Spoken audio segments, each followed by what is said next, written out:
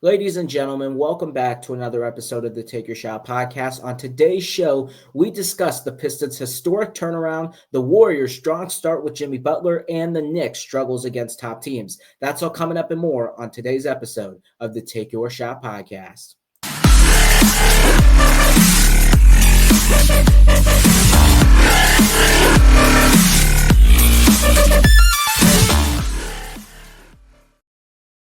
Ladies and gentlemen, welcome back to the Take Your Shot podcast. Of course, as always, I'm your wonderful host, Joshua Gitman, and it's a great Friday. Took the week off last week after the trade deadline in the buyout market, had a little bit of an off week, and now we are back to it with many storylines to talk about. We're ramping up towards the playoffs. There has been surprises. There have been shocking stories. So without further ado, without any other hesitations, let's get right into it. And let's start with an interesting topic. Let's start with Kevin Durant's legacy, because Kevin Durant's legacy has really been brought up these last couple of days, especially with the decline of the Phoenix Suns. The Suns are currently sitting at 27-32. They are 11th in the Western Conference. They're only half a game better than the Portland Trailblazers. And if you would have said that at the beginning of the season, and we're now 60 games through, most people would have laughed. They're 2-8 in their last 10. The Suns are struggling mightily, and fans are wondering, is this a lot to do with Kevin Durant? And I'm going to give you an answer. Kevin Durant's legacy is an interesting one. It's one of the most unique circumstances, one of the unique player stories in the NBA. Kevin Durant obviously joined the Golden State Warriors after he lost to them with the Oklahoma City Thunder, beating them 3-1. And some people did call it the weakest move in NBA history. And it was a little bit of a weak move. I'm not saying it's the weakest move in NBA history, but it was a little bit of a weak move. But Kevin Durant ended up winning 2 NBA championships with the Warriors. He won Finals MVP twice. And let's ask this question, ladies and gentlemen. Would the Golden State Warriors have won the 2017 and 2018 NBA titles without Kevin Durant? Oh, you could say they were a super team and would have won in 2015. No. Question. The San Antonio Spurs in 2017. If Kawhi Leonard didn't get hurt in that game one, do you think the Spurs could have had a legitimate shot to beat the Warriors that year, even with Kevin Durant? Absolutely. And if Chris Paul didn't get hurt in 2018, the Houston Rockets probably wouldn't beat that Golden State Warriors team. The Warriors needed everything from Kevin Durant in order to win NBA championships. So why does his legacy have to be tarnished? Kevin Durant is a 2-time champion. He's a 4-time Olympic gold medalist. He is the greatest player in USA basketball history. Why are we diminishing his legacy right now? I'll give this analogy because I think it's quite interesting how fans perceive Kevin Durant. It's like if Kevin Durant's part of a friend group and the friend group does something they're not supposed to do, but Kevin Durant wasn't involved with the friend group, but he gets the blame. It's that one kid that gets the blame and he didn't do anything. What did Kevin Durant do wrong in his career? He couldn't have won in Oklahoma City. Let's be honest. Kevin Durant with that Oklahoma City Thunder team was not better than the Warriors team. We saw it. The Warriors beat the Oklahoma City Thunder after coming back from 3-1. We saw it. How is that Kevin Durant's fault for joining the Warriors? Why is it Kevin Durant's fault from joining the Warriors to the Brooklyn Nets? The fans were the ones putting pressure on Kevin Durant to leave the Golden State Warriors because of that super team. Because he won with Steph Curry, even though Kevin Durant was the best player on those teams, because he won with 2 other Hall of Fame players in Klay Thompson and Draymond Green. Because of that, even though Kevin Durant led those teams, he's getting all the blame. He's the one that's getting criticized, and he's the one that people want out of Golden State. So he goes to Brooklyn. He forms a big 3, and he does it without a player as great as Steph Curry. But Kyrie Irving and James Harden are pretty darn good themselves. And then in Brooklyn, Kevin Durant was a literal foot size away from winning the NBA championship because, yes, if the Brooklyn Nets defeated the Milwaukee Bucks, they would have won the title. The Milwaukee Bucks won the title in 2021. The Nets would have surely beat the Hawks, and they probably would have beaten that Phoenix Suns team led by a very young Devin Booker without Kevin Durant. And then, you know what also happened in that series? James Harden, Kyrie, and Kevin Durant were all hurt, and they still forced it to a Game 7. The Bucks barely escaped the Nets that year. The Nets would have won the title. And you know what happened after that? James Harden being disappointed and not getting the ball, and that's James Harden's fault, because if James Harden wants to win a championship, he's going to have to sacrifice. Because, yes, James Harden's having a revival year with the Los Angeles Clippers, but we know the Clippers aren't winning an NBA championship. They're a playoff team, yes, but they're not winning an NBA championship. And then Kyrie had his whole COVID debacle, and we give a lot of credit for Kyrie Irving for coming back from that and really just showing out on the basketball court with the Dallas Mavericks, because there was a lot of tension there in Brooklyn. So how is that Kevin Durant's fault with the whole Kyrie COVID situation and James Harden being frustrated because he's not getting the ball enough? How is that Kevin Durant's fault? Then Kevin Durant goes to Phoenix. Phoenix gives up the farm to get Kevin Durant. They give up two guys in Mikal Bridges and Cam Johnson who were critical components for them in the 2021 finals. And they give up all their picks. So the Suns are going all in with Kevin Durant. You leave him with Devin Booker and Chris Paul and DeAndre Ayton. DeAndre Ayton and Monty Williams in that first year with Kevin Durant, and Kevin Durant only had essentially 8 games to really get adjusted to the Phoenix Suns. DeAndre Ayton and Monty Williams had a beef. It disrupted the team chemistry. It disrupted the team play. And the Suns ended up losing to the Denver Nuggets in 6 games in the second round. And the Suns were actually the team, to be quite frank, that played the Nuggets the best in that 2023 playoff run. Remember, Denver beat Minnesota in 5. And Denver dominated the Lakers, swept the Lakers in the conference finals, and beat the Heat in 5 in the finals. The Suns gave the Nuggets the best fight that year. And then the year after, DeAndre Ayton gets traded. Monty Williams gets fired. Okay, you're done with that issue. So what do? The Suns front office goes and trades for Bradley Beal. Now, I don't know if Kevin Durant was to James Jones and Matt Ishbia in the front office, get Bradley Beal, or if it was Matt Ishbia coming in and saying, okay, we need another star. This is the best star available, and we can get him for cheap. But the repercussions of getting Bradley Beal, that $50 million contract for the next 3 seasons, that no trade clause, there is a lot of risks taking Bradley Beal, and the risk didn't pay off because last year you got swept by the Minnesota Timberwolves. And could the Suns probably have not gotten swept to that Timberwolves team? Probably. But at the end of the day, they were still losing that series regardless. And then this season, it's just a disaster. It's the same exact team. They got worse. They have no bench. Your 4th best player is Grayson Allen. And Grayson Allen's a great role player, but he's not a needle mover. You don't really have a lot of chemistry. You're switching coach to coach. I mean, Kevin Durant's already had 3 coaches with the Phoenix Suns, and he's been there for 2.5 years. I mean, that just shows you what's going on. And it's a lot of Phoenix's front office. So every single thing that happened to Kevin Durant's bad luck. Past the Golden State Warriors. It's not Kevin Durant's fault. So why, as a fan base, are we diminishing his legacy for things that were not in his control? Kevin Durant should want to leave Phoenix right now. And I get his argument that, yes, he doesn't want a trade in the middle of the season because it could disrupt team chemistry and you have to give up the farm for him. I understand that. So wait in the offseason. That's a completely valid argument by Kevin Durant, and I agree to that. But it just doesn't make sense how fans are tarnishing his legacy for something that's not his fault. If the fans actually paid attention to the facts, if fans actually looked at what was going on in Brooklyn with Kyrie Irving and James Harden, looked at Kevin Durant in Phoenix going out, trying to stay healthy and playing on the basketball court, because Kevin Durant is one of those rare superstars who are just on the basketball court, and if you just give them the ball, he's going to go out there and hoop. No repercussions, no nothing. And Kevin Durant is not like LeBron James. LeBron James essentially controls the Los Angeles Lakers front office. Kevin Durant doesn't control the Suns front office. Kevin Durant, yes, he had some more leeway in Brooklyn, and he got what he wanted. But it wasn't his fault that it became a disaster. At the end of the day, what I'm really trying to say is to the fans, take a real look at it. Is it really Kevin Durant's fault for anything? For really, it's not. At the end of the day, it's not.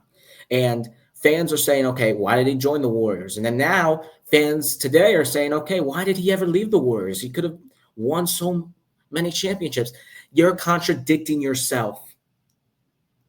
Kevin Durant is one of the most hardworking basketball players. And if you ever had to compare the Mamba mentality to someone in this current NBA, I would say Kevin Durant. Kevin Durant just goes out there, plays basketball, doesn't say anything, puts his head down, and tries to play every game and maximize every minute.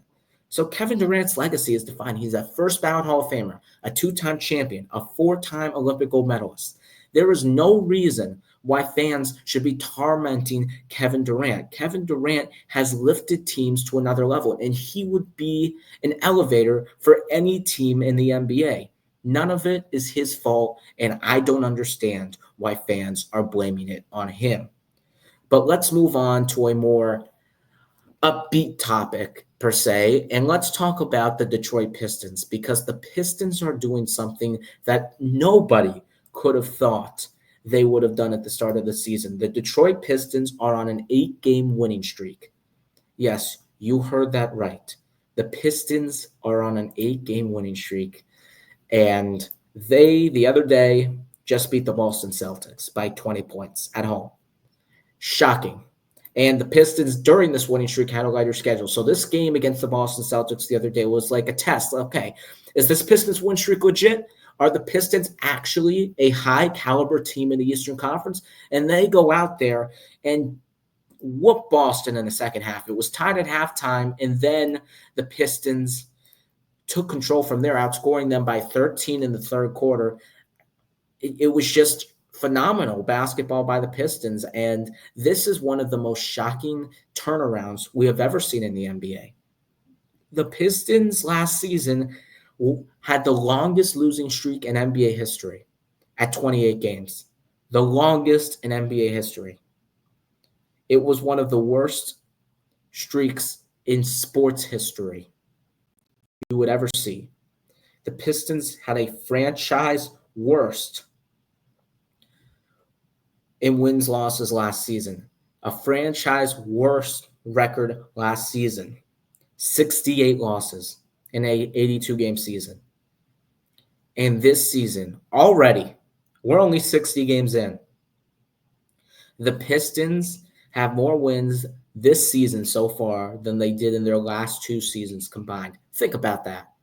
We're only 60 games into this season, and the Pistons have already out-totaled their wins for the last two.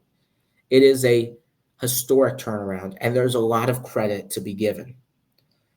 Let's start with the fact that they are not only doing well, but they're putting themselves in position with this winning streak to be in the conversation for the number 4 seed and potentially have home court advantage in the first round. Because before this winning streak, the Pistons were sort of in that range with Orlando, Miami, fighting for that last playoff spot. Now, we pretty much know who the 6 guaranteed playoff spots are going to be in the Eastern Conference, because the Pistons have a 5-game lead over the Magic and the Heat right now. That is a lot.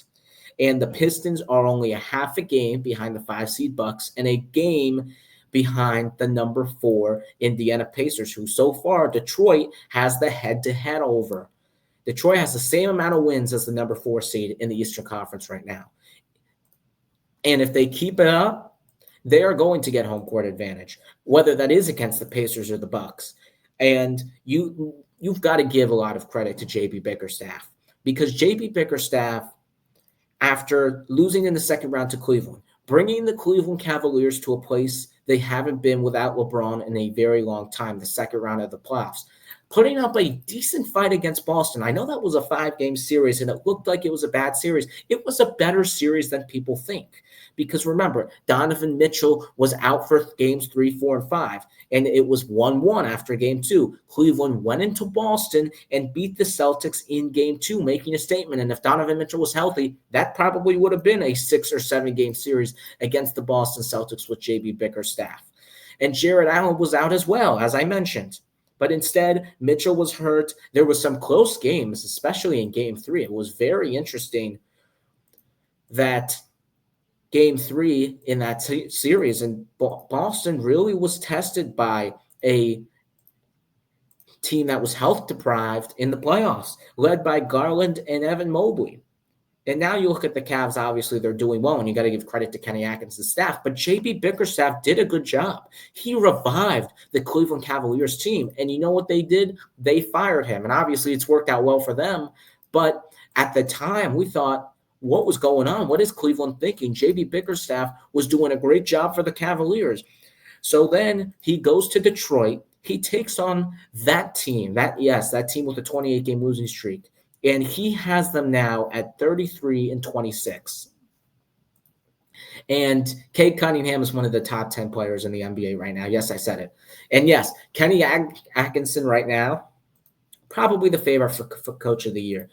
But JB Bickerstaff should not be far behind him. If the Pistons keep it up, if the Pistons get to 50 wins, serious consideration should be JB Bickerstaff should have for Coach of the Year. I mean, this is no joke. I mean, yes, Kenny Atkinson right now the clear favorite, 48-10 for the Cavaliers.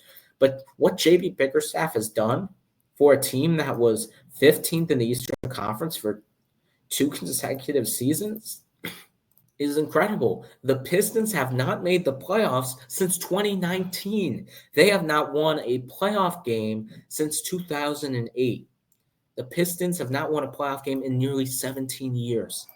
This has been a franchise in the water, and JB Bickerstaff has taken it and has turned it 180 degrees around. You also got to give a lot of props to the veterans who came in. Guys like Tobias Harris, guys like Malik Beasley, guys like Tim Hardaway Jr. Those guys have came in, have provided veteran leadership, and have given the Detroit Pistons a scoring punch. And Malik Beasley is having a career year at 16.5 points per game, shooting an elite percentage from the three-point line. So is Tim Hardaway Jr. He's doing good at 10.5 points per game. After being benched by Dallas in the NBA Finals, he got traded for Quentin Grimes and was just a salary filler for the Pistons, like taking on salary for draft capital. And Tim Hardaway has ended up becoming one of the better assets for this Detroit Pistons team. And then Tobias Harris, yes, we know disappointing expectations in Philadelphia, but he's not nearly reviving his career, but he's finding his role in a team that he was good on before. So you got to give a lot of props to those veterans. And remember also, Jaden Ivey, one of the Pistons' best players, averaging 18 points per game, ended up having a season-ending injury. Imagine if the Pistons had him in the backcourt right now next to Cade Cunningham, how elite that backcourt would be. And obviously, the best player for the Pistons team, Cade Cunningham, has done a lot. As I mentioned, a top 10 player in this league, putting up 25 points per game, and could potentially be in that MVP conversation. I said it. Cade Cunningham, if he keeps it up, and he is doing things that no Detroit Pistons player has ever done in NBA history, averaged 26-10 since Isaiah Thomas, he should get serious consideration for that MVP award. Now, I don't think he's going to win it. I don't think he should win it, but he should be in the conversation because that's how spectacular and that's how valuable Cade Cunningham has been for the Detroit Pistons this year. And the Pistons also traded for Dennis Schroeder at the trade deadline. Like, the Pistons are getting better and the Pistons are here to stay. And I'm very curious to see how they play in a playoff series. Now, do I think they're going to win a playoff series against the Bucks? Probably not. The Pacers? Probably not. But it would be an intriguing first-round series. And the New York Knicks, because the New York Knicks in the past have had troubles with the Detroit Pistons. The Knicks have lost a decent amount of games to the Pistons over the past few years. So that'd be a very interesting series if it's a 3-6 matchup, which it looked like for a long time. But the Pistons are looking to jump ahead and get to that 4-5 range. So it's just an incredible story what the Pistons are doing, and it should be talked more around the league. And you've got to give a lot of credit to that team. And yes, Detroit basketball is back. This team, for the next 5 to 10 years, the future outlook of this team has the most potential since the 04 Pistons with Chauncey Billups. I mean, this is a team that is looking like its best version of itself in over 20 years. A franchise that was in the water, looking for something, rebuilding on top of rebuilding, and they finally broke through, and it's because of a lot of factors.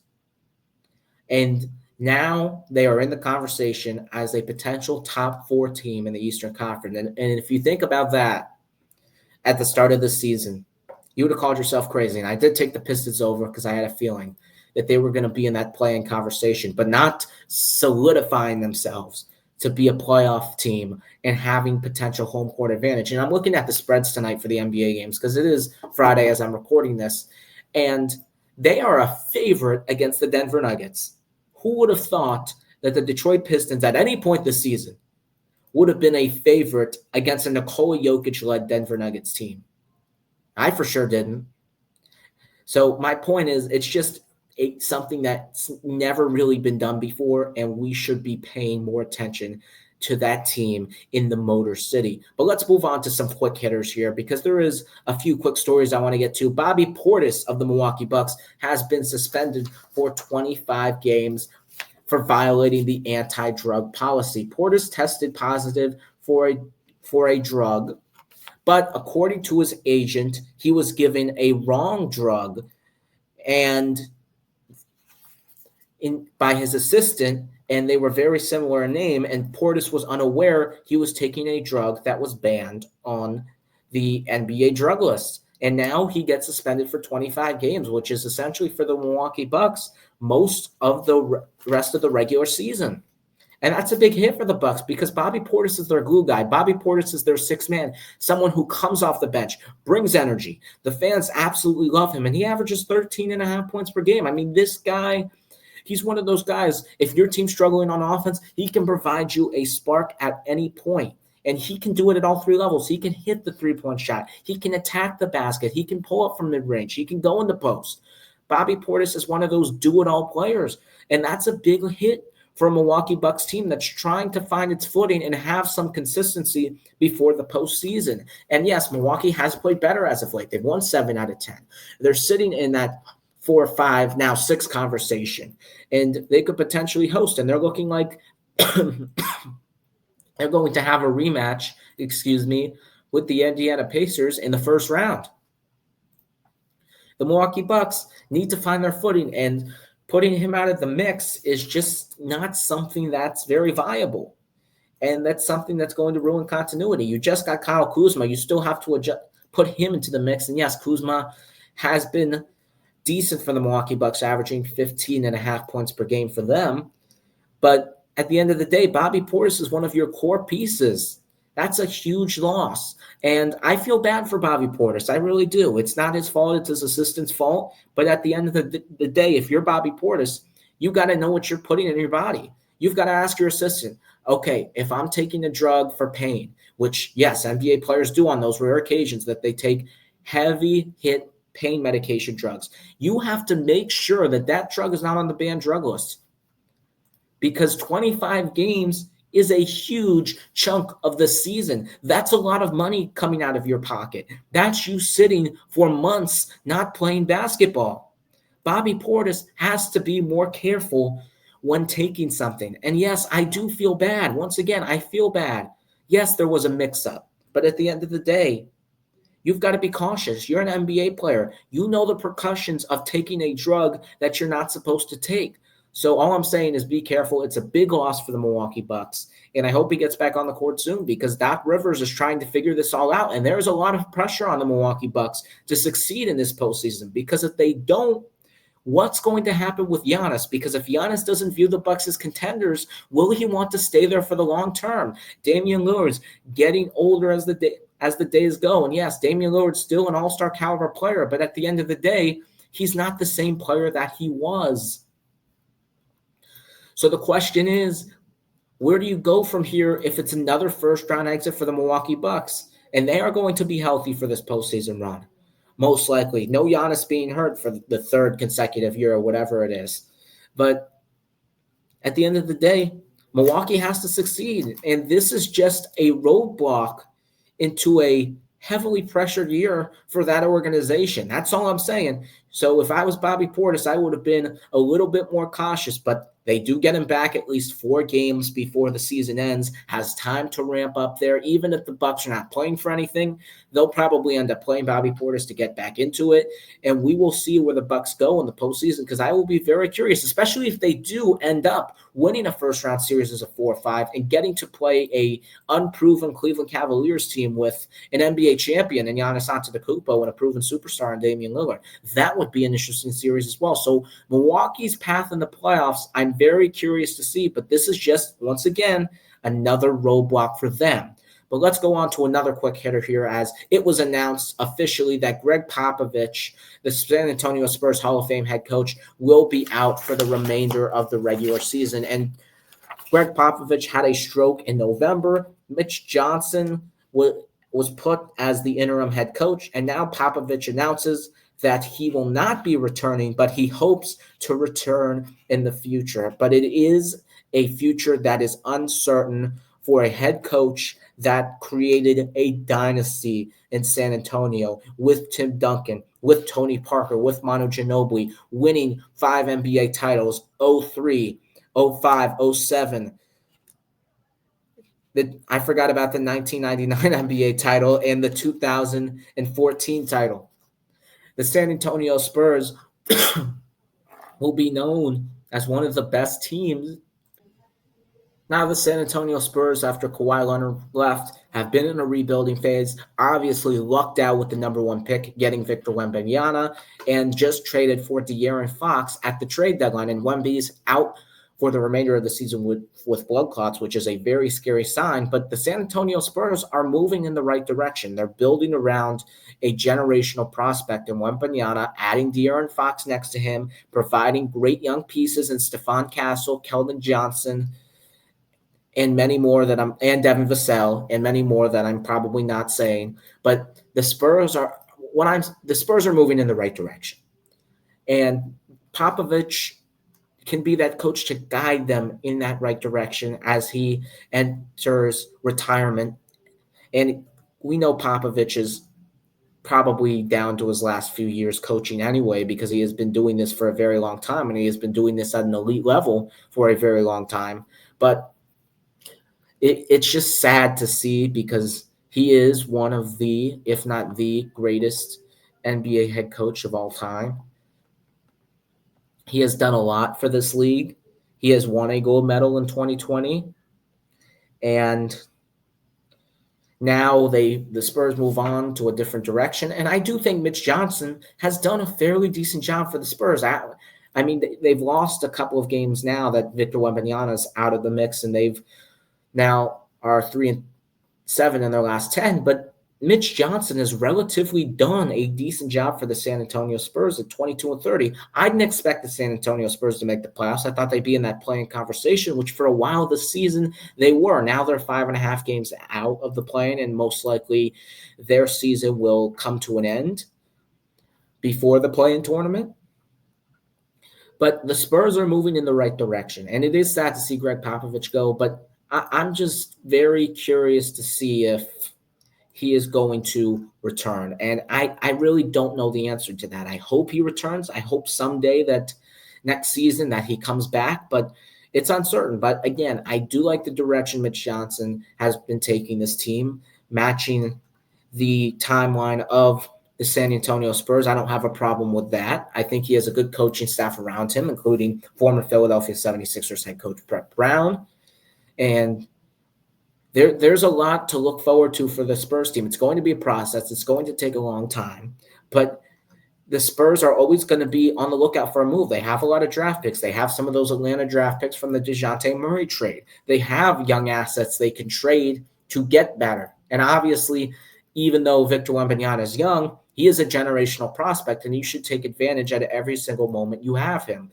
But the question is now with Victor Wembanyama, once again, season-ending injury here, is he going to be durable for most of his career? That's the risk of taking Victor Wembanyama number 1, and it's a risk that the Spurs were willing to take. And will it pay out in the end? Part of that has to do with Victor Wembanyama's health, and part of that has to do with the San Antonio Spurs maximizing him on his team by giving him guys like De'Aaron Fox. They need another superstar. Obviously, the Spurs are not good enough right now, but I promise you, if they kept this same team next season, they would for sure be in the plan and be in that conversation to be in the playoffs, despite the Western Conference being loaded and being clearly the superior conference of this league. So I don't see any problems with the San Antonio Spurs for the future. I just feel bad for Greg Popovich because he wants to coach this team. He wants to be around Victor Wembanyama. He for sure wanted to coach De'Aaron Fox. And there have been sources that have told me that there has been a lot of crying and emotions as Greg Popovich addressed the team that he's not coming back. This is a sad thing because Popovich is a great coach. Popovich is a leader. Popovich is someone who you can connect to. So it's just a sad thing that we're witnessing right now, and we hope he can get back on the basketball court. But let's go back to some big topics here, and let's talk about the New York Knicks, because the New York Knicks have been playing some decent basketball for most of the season. They're sitting at 38-20, third in the Eastern Conference. The only problem with that is, of course, they have 20 losses, and 7 of those losses are against top 3 teams. In fact, they don't have wins against top 3 teams in this league. Those top 3 teams being the Cleveland Cavaliers, Oklahoma City Thunder, and the Boston Celtics. They're 0-3 against Boston, 0-2 against Cleveland, and 0-2 against Oklahoma City. And it's a concern that many people are having, and it's clearly obvious. The Knicks have to get to that next level. You traded for Karl Anthony Towns. You traded 5 first-round picks for Mikal Bridges when you probably could have maybe saved those first-round picks for another star. The Knicks are going all in the next few years. And we have to know if they are contenders with this current roster constructed. And right now, the New York Knicks are not contenders. If you can't beat the good teams in this league and you can't prove that you're competing at a high level with the best of the best in this league, why should we trust you beating them in a 7-game playoff series? And it's not like the Knicks are losing these games close. They're getting blown out. They're losing by an average margin to these 3 teams by 20 plus. The Knicks right now are not contenders, and it's a problem. They are 11-14 against teams with winning records. It's shocking, considering the roster they have. Jalen Brunson is an all-NBA player. Karl Anthony Towns is an all-NBA player. OG Anunoby, Mikal Bridges, and Josh Hart are great supporting pieces. And yes, they're getting Mitchell Robinson back, which should help. But the Knicks have decent depth. They have Deuce McBride. They have Precious Achiuwa. They have a lot of pieces, the Knicks. So it just doesn't make sense why they're competing better with some of the top teams. And here are some reasons why. Number 1, the Knicks, surprisingly, under Tom Thibodeau, are the 20th ranked defense. And for a Tom Thibodeau-led team that was a top 5 defensive team last year, that's unacceptable. That's really unacceptable. And a lot has to do with Karl Anthony Towns. And a lot has to do with Mitchell Robinson not being on the court. But it really is unacceptable to be a bottom 10 defense in this league as a perceived contender. You look at the Knicks right now, and you look at their roster. Mikal Bridges, elite defender. Josh Hart, elite defender. OG Anunoby, elite defender. Why do you think Bridges and OG Anunoby got traded to the Knicks? Because they fit under Tom Thibodeau's defensive system. We always think of a Tibbs team as a defensive first team, so it's just surprising. And the Knicks are not necessarily the most elite offensive team in this league. They're not on Boston's level or Oklahoma City's level. You can't expect them to be scoring 120 points every single game. They're going to have to rely on their defense. And so far this season, they have proven they cannot against the good teams in this league. And number 2, Tom Thibodeau is running the guys to the ground, literally. Mikal Bridges is playing 39 minutes a game. Josh Hart is playing 38.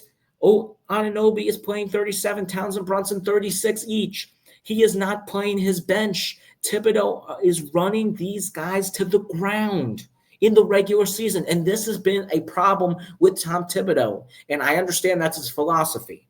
I understand. But at the end of the day, how much energy are you going to have for the playoffs if you're running these guys to the ground for an 82-game season? Yes, you got to give some guys some rest sometimes. Play guys only 30 minutes a game. If you're up 20, why are you playing your starters? Put them out of the game. If you're down 20, why are you playing your starters? Put them out of the game.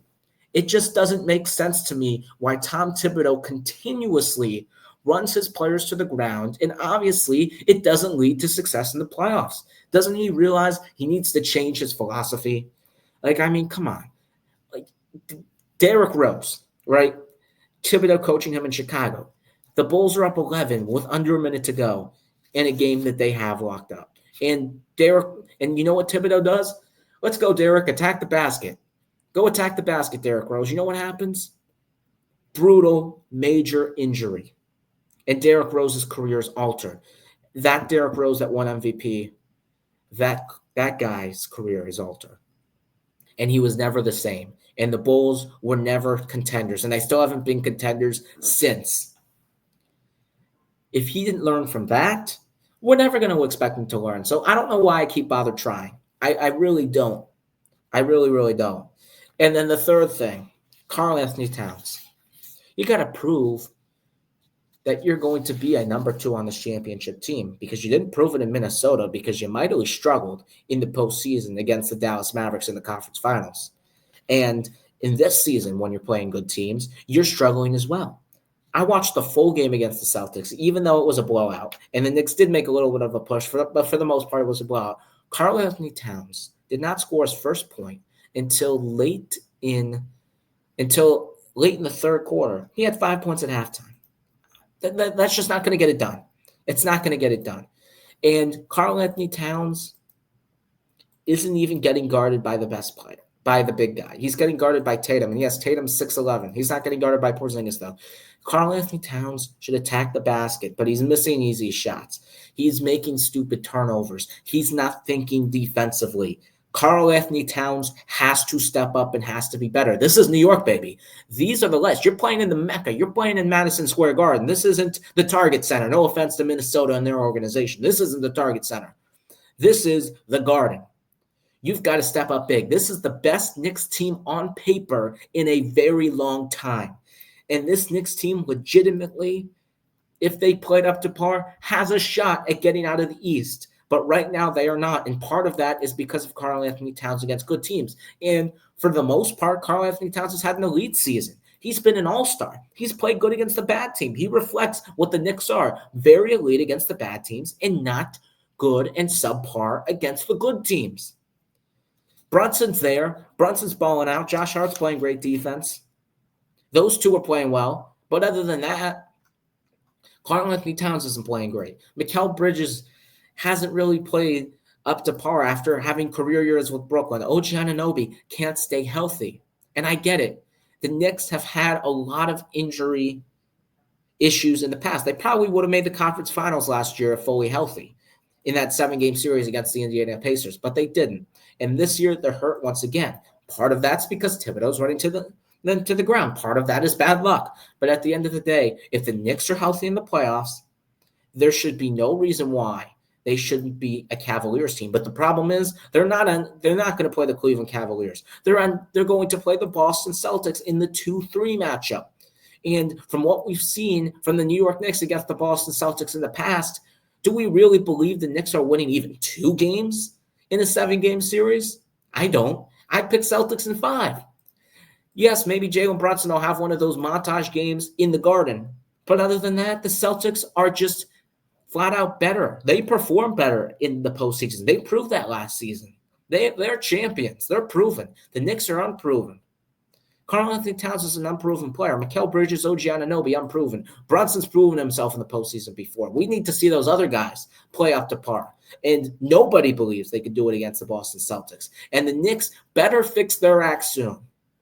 Because if not, it's going to be a lot of questions raised about the New York Knicks going all in for Mikal Bridges, the New York Knicks going all in with Karl-Anthony Towns. Because the Knicks got a lot of tests. They play Memphis tonight. They're a very good team. They still got to play the Lakers, the Warriors, who are hot. They still got to play Cleveland twice. They got to play Boston again at home. They have a lot of tests left on their schedule, and we are going to continue to see if the New York Knicks are going to live up to expectations, because so far they are not. And there are serious questions that are going to be raised, and there is a lot of pressure, and there wasn't a lot of pressure on the Knicks. And yes, you got to give them credit for what they've done over the past few years. Jalen Brunson has revived that franchise. Tom Thibodeau has helped with that significantly, pushing the Knicks to new heights around Jalen Brunson. But at the end of the day, that's good and all. You got up to that level. Now you're at that level. There are expectations for you now. We're not just going to sit there and say, "Oh, this is a feel-good story. The Knicks are back." But the Knicks are not contenders. They're pretenders from what we've seen, and they better fix their act soon. But moving on to a better story, the Golden State Warriors are winning games. They are winning a lot of basketball games. And the Warriors are 7-1 since the trade deadline, since making the big blockbuster move to get Jimmy Butler in exchange for Andrew Wiggins, Kyle Anderson, and Dennis Schroeder in a first-round pick. And remember, the Warriors extended Jimmy Butler here. They were committing long-term to Jimmy Butler. So it's a big risk. It's a big risk anyway to take a 35-year-old who is on his last leg of his career. But at the end of the day, we know who Jimmy Butler is. We know who Jimmy Butler can become. And yes, Jimmy Butler's not averaging the most points in the world. He's averaging 16 points per game. And that's partially due because he only had 5 points against the Orlando Magic last night because Stephen Curry had 56 points in a win. But it's not about the points. It's about the impact Jimmy Butler can bring on a basketball court. He is their second best defender behind Draymond Green. He's giving, most importantly, Stephen Curry a break on the offensive load. The problem is with the Warriors, when Steph's out, they had no go-to option. And yes, I love Andrew Wiggins, and he's balling out for my Miami Heat right now, so you got to give a lot of props to him. But he's not a go-to offensive option.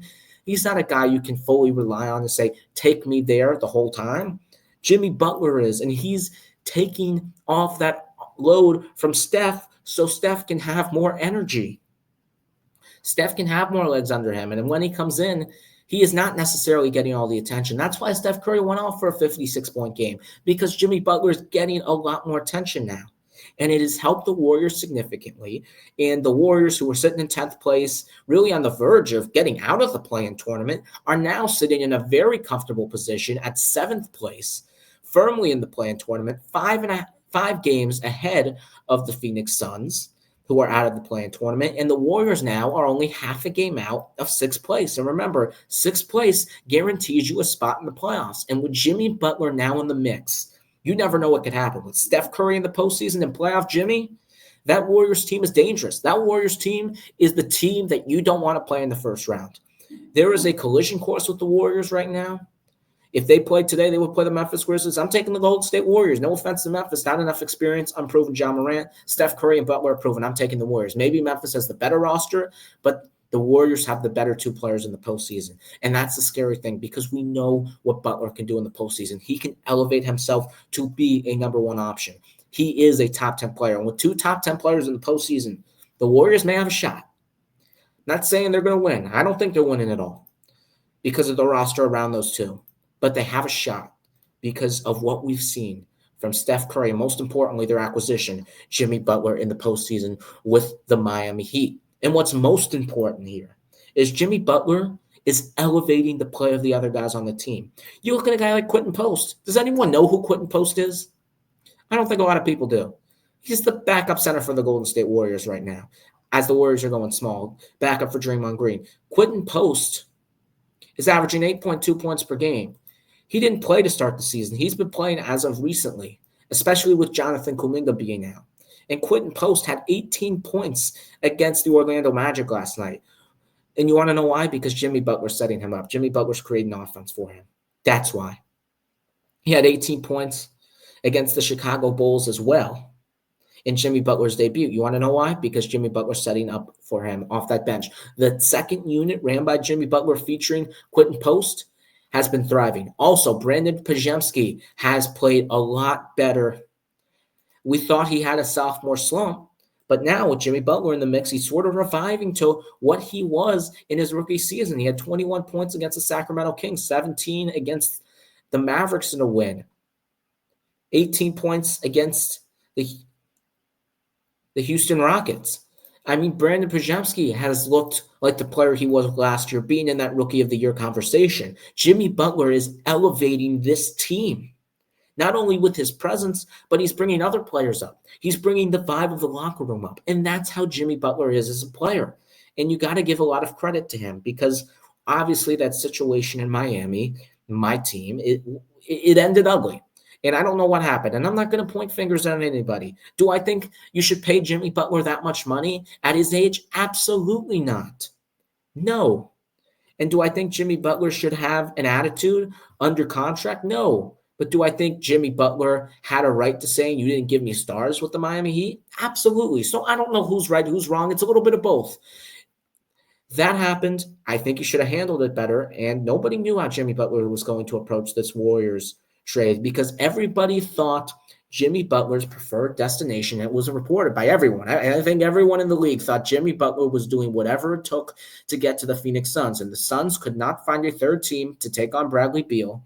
Even with that Kevin Durant blockbuster trade, Kevin Durant didn't want to go to the Warriors.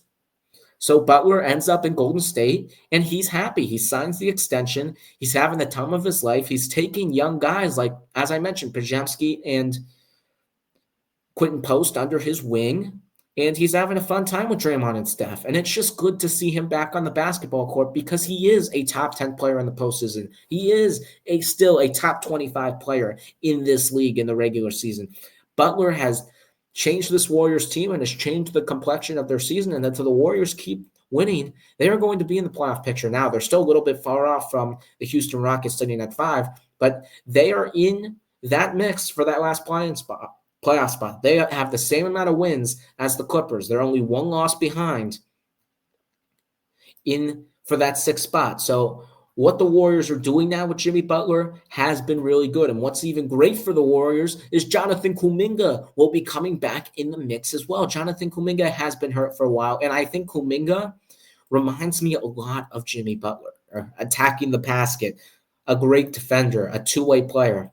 And I think Jimmy Butler is going to take Jonathan Kuminga under his wing. I think it would be the perfect mentorship. And I think Kuminga is going to thrive having Jimmy Butler by his side. And Kuminga is a game changer, 17 points per game for this Golden State Warriors team.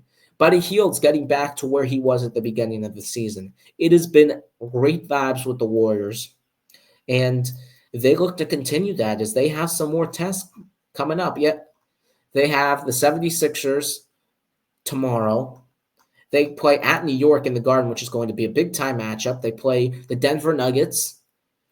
They got to go back to Miami for Jimmy Butler's return game, which I'm doing whatever it takes to get tickets to that game because that game is going to be a very emotional one. And I don't know. I'm pretty sure fans are going to applaud, but again, the uncertainty. He did lead Miami to 2 finals, and I'm really trying to get tickets for that game, but it's very, very expensive right now, that return game for Jimmy Butler in a Miami Heat uniform. As Jimmy Butler was in a Miami Heat uniform for a very long time, 5.5 seasons, and now he's impacting the Warriors. But the question is, can this be sustained long-term? And if the Warriors don't win this year, can they really win with Jimmy Butler?